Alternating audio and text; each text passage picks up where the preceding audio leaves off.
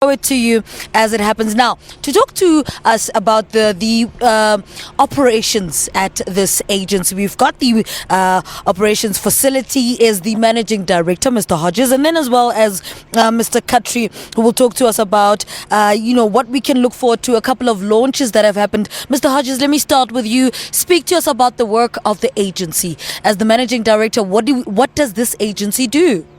Good morning and thanks for the opportunity. Well, as you just quite rightly said, the antenna behind you moves. These antennas are all designed to track and put satellites in orbit, and it's the very satellites that the SABC uses to send this broadcast. Okay. Our purpose is to make sure that that satellite gets into space and parks in its orbital slot so that it's usable to the consumer on the ground.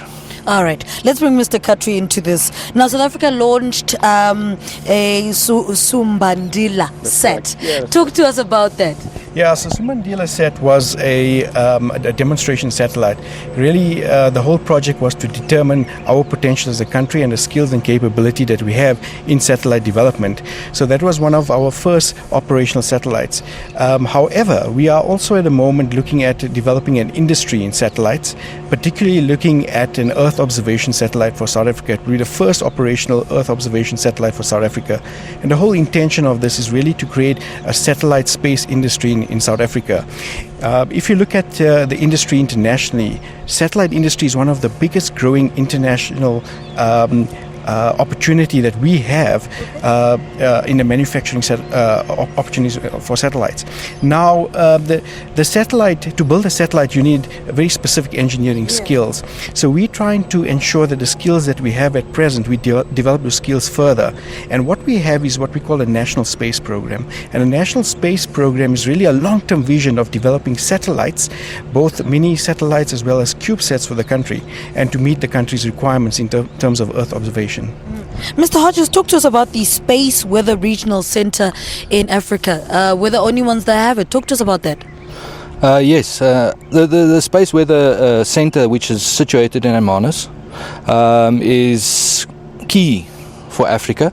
And the very reason is that it's situated in Hermanus is that there's no noise. And when we talk about noise, we talk about railway lines, overhead lines, power lines and stuff like that. Anything that's got to do with metal, because the Space Weather Center is magnetic sensitive.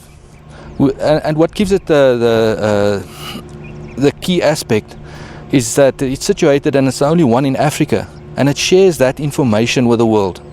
And it makes it part of the world space weather, and the world learns from us and we learn from them, and we have an opportunity then to share all this information and to puzzle together a bigger picture for the world regarding space weather and the magnetic fields around the Earth. All right, gentlemen, thank you so much. I know you've been up early. Thank you so much for speaking to us. Of course, is Mr. Hodges, who's the managing director at the South African National Space Agency, as well as Mr. Khatri talking to us about, satellites. Well, speaking of satellites, we're going to speak to a young man who's designed the satellite that's launched into space. It's very small. When he spoke about satellites, I was expecting something as big as this antenna behind us, but he was taking me through it to speak about what does this actually do, and what it's launched into space, and it's been there for a couple of days, if not weeks. He'll tell us about what does that mean for South Africa in general. I'm going to ask you gentlemen to move to my right a little bit, and then we're going